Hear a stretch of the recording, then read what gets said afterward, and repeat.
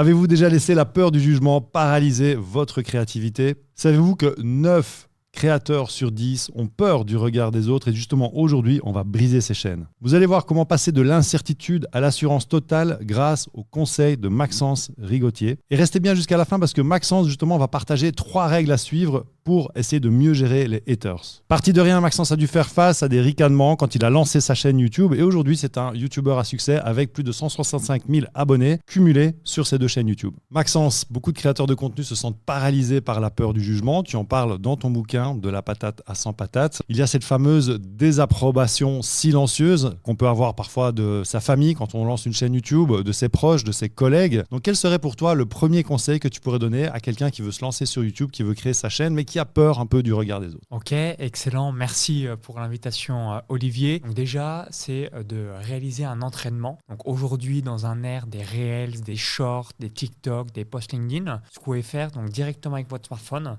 c'est de vous entraîner. Pourquoi? Parce que, évidemment, si on écrit un livre, on peut avoir le syndrome de la page blanche. Quand on parle pour la première fois à une caméra, au début, on va avoir, c'est un peu ce syndrome, qu'est-ce que je vais pouvoir dire? J'ai aucune idée de ce que je vais délivrer comme message. Donc, entraînez-vous. Le smartphone est l'excellent moyen, notamment avec le format court de 60 secondes, pour commencer à parler devant une caméra et surtout pouvoir échanger comme là on le fait entre 2 humains. Donc rappelez-vous, échanger, dialoguer, c'est comme une conversation à un ami et dès que vous allez vous entraîner, vous allez avoir ce rapport à la caméra qui va devenir instinctif. Et pour la petite anecdote, aujourd'hui, j'arrive mieux à parler à une caméra, j'arrive très très bien à parler, et un humain comme là avec Olivier en face de moi, j'ai un petit peu plus de difficultés puisque j'ai tellement été habitué à parler devant une caméra que je parle, notamment si vous êtes youtubeur ou si vous faites du marketing de contenu sur les réseaux sociaux, c'est un petit peu différent et du coup c'est intéressant de voir qu'on peut réaliser les deux. Alors est-ce que dans ton quotidien justement tu pratiques ça? Moi c'est quelque chose que j'essaie de faire aussi. Par exemple quand j'envoie un message à mon père, je fais une vidéo sur WhatsApp par exemple, tu vois, où je vais faire une vidéo aussi des bricolages que mon fils est en train de faire. Je trouve que c'est plus parlant, c'est plus personnalisé aussi. Ça montre un peu l'ambiance. Est-ce que toi, dans ton quotidien, tu essayes aussi un maximum d'utiliser la vidéo quand tu communiques avec ton entourage? Prenons un exemple tout bête. Si vous vous intéressez un petit peu à l'immobilier, aujourd'hui, on va faire une visite d'un appartement, d'une maison, d'une villa directement avec son téléphone. Donc la vidéo est le meilleur moyen de réaliser une communication entre 2 personnes et de lui donner un aspect de la réalité sans avoir des perceptions que l'on peut avoir dans le cerveau. Donc quand on a des enfants ou même les membres de notre famille, moi c'est ce que je fais, j'envoie directement des vidéos et WhatsApp est le bon canal pour le réaliser. Super. Alors donc justement, toi, quand tu t'es lancé, et j'ai beaucoup aimé lire ton parcours justement dans le bouquin ici De la patate à 100 patates. Tu expliques à quel point c'était difficile pour toi au début parce que tu as dû faire face à des ricanements. D'ailleurs, tu le dis toi-même, quand tu regardes les vidéos, tes premières vidéos sur ton site internet pour les paris sportifs, tu te dis, bon, c'était quand même pas terrible. C'est quoi cette merde?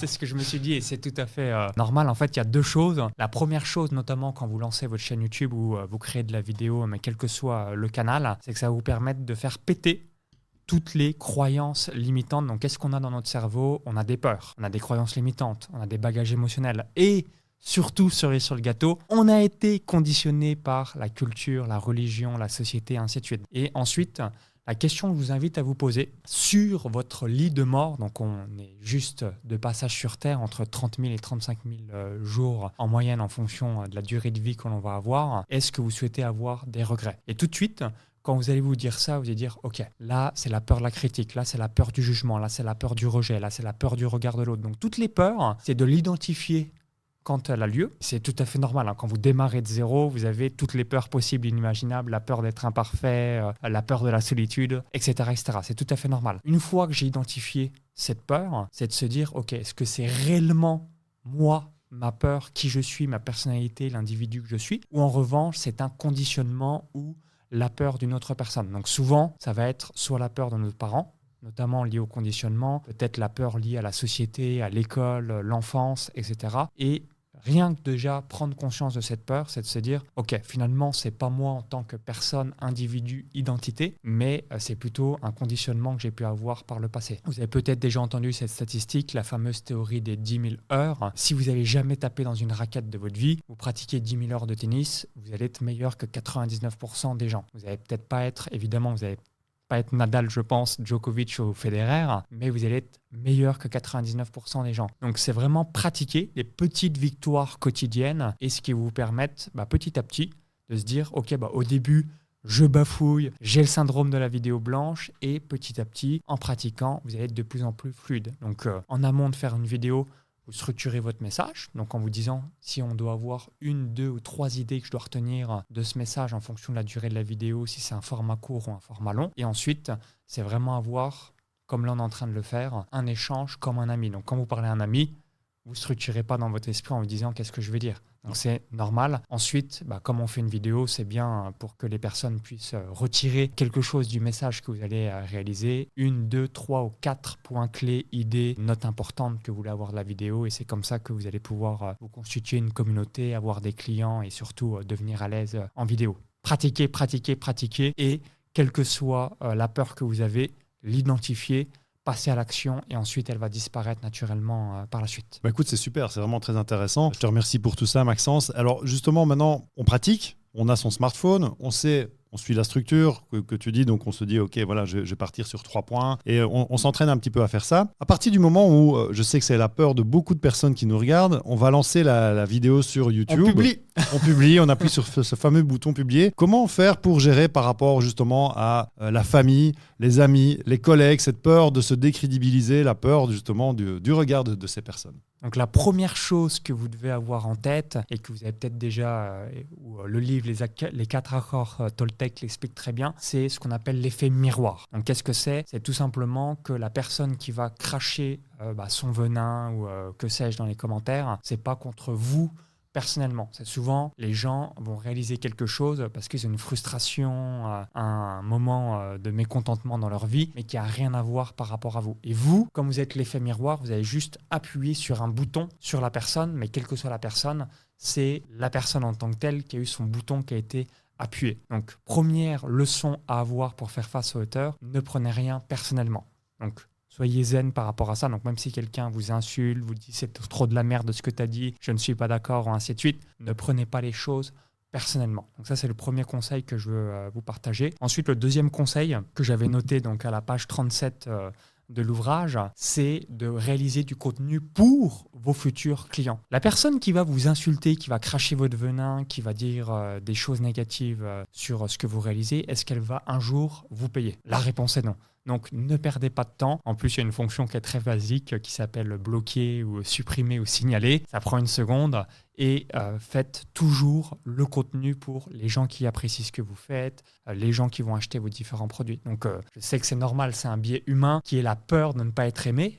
L'une autre peur que l'on a tous en tant qu'être humain, on veut être aimé parce que nous sommes des animaux sociaux. Et si, une nouvelle fois, on s'en fout de ce que les autres pensent de nous, eh bien on va réaliser vraiment du contenu sur les personnes qui sont intéressées où on va apporter de la valeur et les gens qui vont nous critiquer, on n'en a rien à foutre. Et la troisième règle, ça va être votre travail de développement personnel. Donc la magie, c'est bien le fait d'avoir des gens qui vont vous critiquer ou dire des choses qui peuvent peut-être vous blesser. Ça va vous permettre de travailler sur vous, vos propres peurs, vos propres blocages, vos propres bagages émotionnels. Donc, il y aura ce travail de développement personnel que vous allez pouvoir effectuer, d'où la magie d'être sur les réseaux sociaux et d'exposer son contenu et sa valeur directement sur le web. Et dernier petit bonus, c'est que l'être humain, est particulièrement en Occident et particulièrement en France ou même en francophonie, on aime râler. On aime râler, critiquer, c'est dans la culture, c'est dans la société. D'ailleurs, et c'est 100% vrai, c'est ouf que des gens critiquent, râlent et ainsi de suite parce qu'à la base,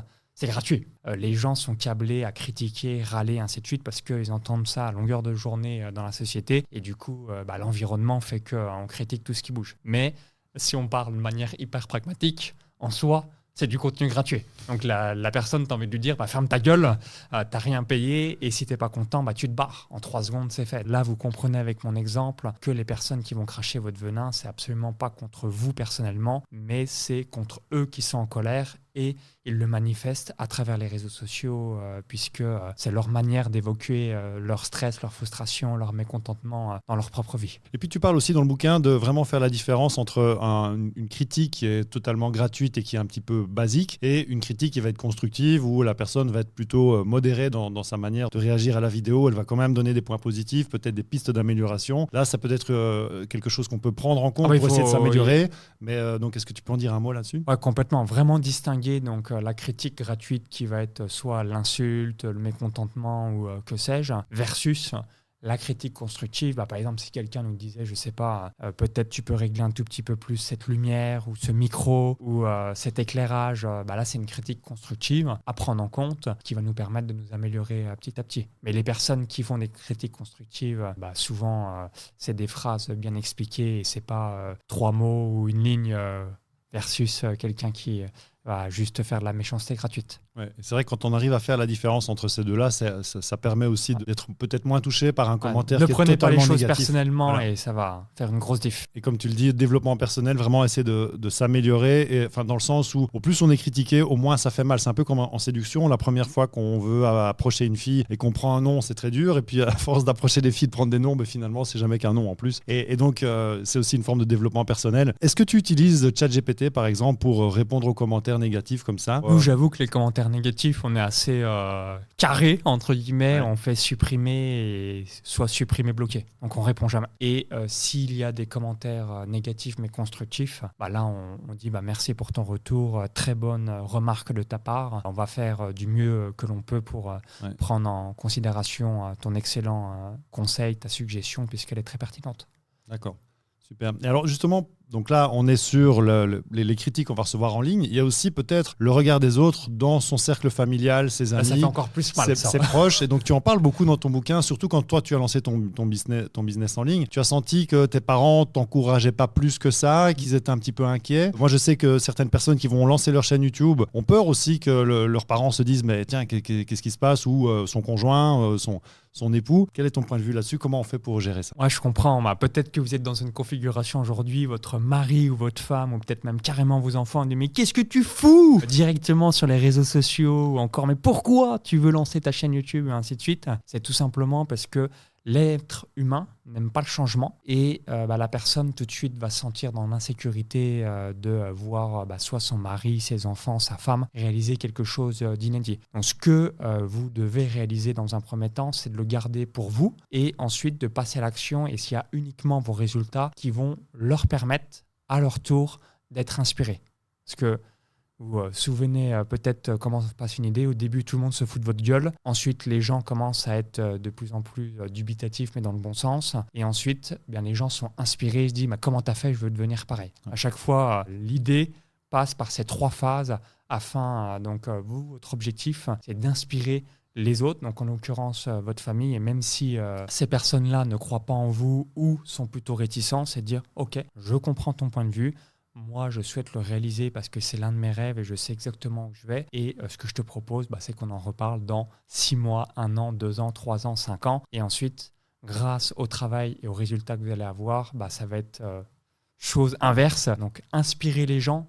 Ne cherchez pas à les changer. Vous ne pourrez pas. Le seul changement qu'on peut avoir auprès d'une personne, c'est en l'inspirant. Et comment on inspire une personne ? Par l'exemplarité. Super, c'est vrai que c'est très inspirant ce que tu dis. Et je sais que pour toi, ça n'a pas été facile quand tu avais ta chambre à Marseille d'abord. Ensuite, tu étais à Malte et tu avais vraiment un matériel, on va dire, rudimentaire pour te lancer. On peut voir peut-être... Caméra flip, peut-être, s'il y a des experts de vidéo qui te regardent. Donc, petite caméra flip, c'était en 2011. Donc, il y avait le démarrage de l'émergence de l'iPhone, entre autres. Et également, j'avais un petit micro Rode. Et moyen du bord. Aujourd'hui, l'avantage, c'est que ce qui n'était pas le cas en 2011, quand je me suis lancé sur le web, on a la possibilité avec un bon smartphone, donc soit un Samsung ou un iPhone, d'avoir une qualité 4K ou 1080 très satisfaisant. Donc ça, c'est ce que je vous recommande. Il faut le faire donc malgré la peur, malgré les doutes, malgré les personnes de votre entourage qui peuvent être réfractaires, faites-le. Et vous allez pouvoir les inspirer. Et puis ensuite, ils seront très heureux quelques années plus tard que vous ayez fait ce bon choix et vont dire « Waouh, heureusement que tu ne m'as pas écouté, tu as bien fait d'avoir écouté ton cœur pour avoir réalisé ce projet. » Et puis on se rend compte aussi quand on lance une chaîne YouTube que finalement, toute la peur qu'on avait du regard des autres. La chaîne est créée, la vidéo est publiée, et puis finalement, il n'y a pas énormément de vues sur la chaîne. On est même presque frustré de voir que tout le monde s'en fout un peu dans son entourage. Et donc, c'est la bonne et mauvaise nouvelle. Voilà. Hein. Et donc, vraiment, il faut pas trop se formaliser avec ça. On se fait une montagne et finalement, c'est cette première vidéo qui est la plus difficile à faire. Et la bonne nouvelle, comme tu dis, Maxence, c'est qu'il n'y a pas grand monde qui va la voir. Ça va vous permettre de vous améliorer au fur et à mesure. Et comme tu l'as vraiment dit dès le début, le plus important, c'est de se lancer, c'est de pratiquer. Et puis finalement, même si toi, on voit tes premières vidéos qui n'étaient pas nécessairement très travaillées, mais tu les as lancées. Et pourtant, c'était beaucoup plus difficile à l'époque parce qu'on n'avait pas le matos qu'on a aujourd'hui, qui est d'avoir un smartphone qui a déjà une image super quali. Et aujourd'hui, donc tu as progressé au fur et à mesure. Et quand tu travailles aujourd'hui, maintenant, tu as carrément une équipe qui s'occupe de faire tes vidéos. Tu filmes plus avec ta caméra à la maison. Quoi. Ouais, complètement. C'est que quand vous allez vous développer, vous allez pouvoir avoir un setup et quelqu'un qui va réaliser le montage pour dynamiser la vidéo. Et je voulais revenir sur un petit point sur ce qu'on évoquait. Tu vas aussi pouvoir partager ton expérience. C'est que quand quelqu'un vous critique sur les réseaux sociaux, moi personnellement, depuis mon démarrage sur Internet le 1er février 2011, il n'y a jamais personne qui m'a critiqué en live. Donc ça montre bien, et c'est logique parce que comme c'est plus ou moins anonymisé quand on est sur le web, les gens vont être un petit peu plus punchy, entre guillemets, sur la critique, le jugement, ce genre de choses. Mais concrètement, est-ce que toi, il y a déjà quelqu'un qui t'a rencontré dans un événement présentiel ou même dans la rue ou je ne sais quoi et qui t'a dit « cette vidéo ou ton contenu, c'est trop de la merde ». Moi, ça m'est jamais arrivé. Je connais aucun entrepreneur dans mon industrie et même d'autres industries à qui c'est arrivé. C'est pour vous montrer une nouvelle fois la représentation mentale qu'on peut avoir d'une situation, alors qu'en réalité, en dehors des réseaux sociaux, jamais quelqu'un va vous dire ce que tu fais, c'est trop de la merde. Peut-être que ça arrivera un jour, mais si ça m'arrive une fois tous les 20 ans, ça en vaut la chandelle comme vous pouvez l'imaginer. Justement, Maxence, est-ce que tu aurais une anecdote à partager par rapport à une des peurs que tu aurais pu avoir récemment ? Oui, absolument. Justement, donc j'ai sorti le livre le 9 octobre 2023 et ça va rebondir sur un autre conseil que je voulais partager. Donc écoutez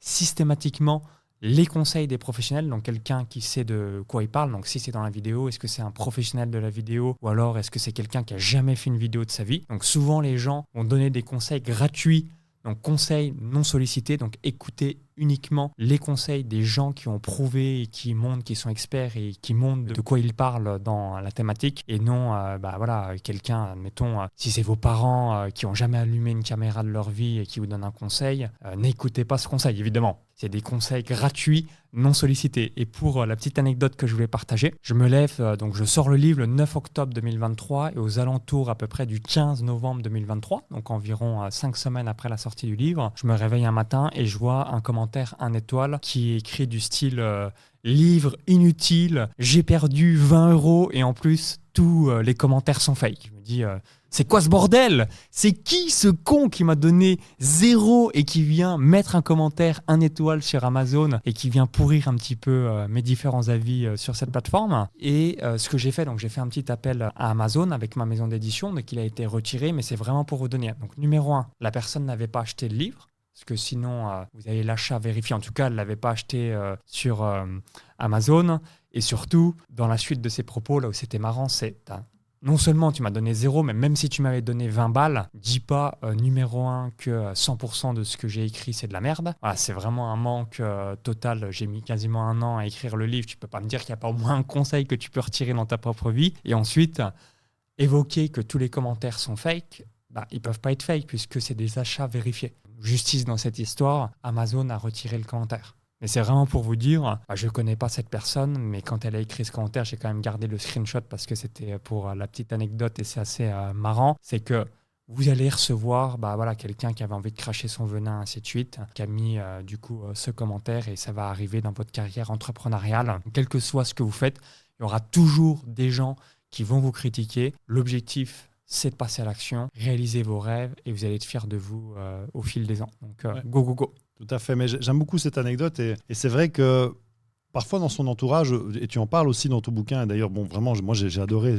ce livre, j'ai dévoré, c'est le fameux tonton qui est expert en tout. Enfin, tu en as parlé, tu l'as un peu évoqué avec les parents, mais on a ces deux profils. Tu as l'expert qui n'en est pas. Et tu as aussi la personne que tu bouscules parce qu'en fait, tu la sors un peu de sa zone de confort, quoi. Donc peut-être ça pourrait être intéressant juste de faire... Ça revient un petit peu au démarrage de la vidéo, j'ai expliqué l'effet miroir. En fait aussi, pourquoi des personnes ne souhaitent pas que vous lancez un nouveau projet, parce que ça peut amener que vous allez réussir, et si vous réussissez, la personne, elle, va ressentir un échec ou va ressentir de dire moi je me bouge pas le cul, moi j'ai pas le courage, les tripes de réaliser mes rêves, et du coup c'est pour ça que les gens veulent vous garder et vont toujours vous critiquer par rapport à ça, parce que ça va remettre en cause la vie de la personne. Et du coup, elle préfère se dire, lui aussi, regarde, il n'a pas réussi. Et du coup, ça conforte l'idée que si c'était si facile, tout le monde le ferait. Plutôt que de se dire, OK, je vais y aller. Il y aura des obstacles. C'est pas simple, mais les obstacles vont me permettre de faire grandir. Et en 1 an, 3 ans, en 5 ans, ma vie sera transformée. Je serai très fier de moi grâce aux petites victoires quotidiennes que je vais avoir. Donc, foncez, quoi qu'il arrive, et à chaque fois qu'il y a un peur, une doute, rappelez-vous que pour obtenir quelque chose que vous n'avez jamais eu, vous devez faire des choses que vous n'avez jamais faites, et ça passe, entre autres, par l'amélioration de connaissances et de compétences pour avoir une nouvelle compétence et du coup développer son business, son entreprise. La seule chose qui ne change pas, c'est le changement. Donc, formez-vous, ayez de nouvelles compétences, et puis vous allez toujours surfer dans la vague dans l'entrepreneuriat. Merci beaucoup Maxence d'avoir participé à cette vidéo, et à très bientôt. Merci à toi Olivier, et suivez les conseils d'Olivier, ils sont top.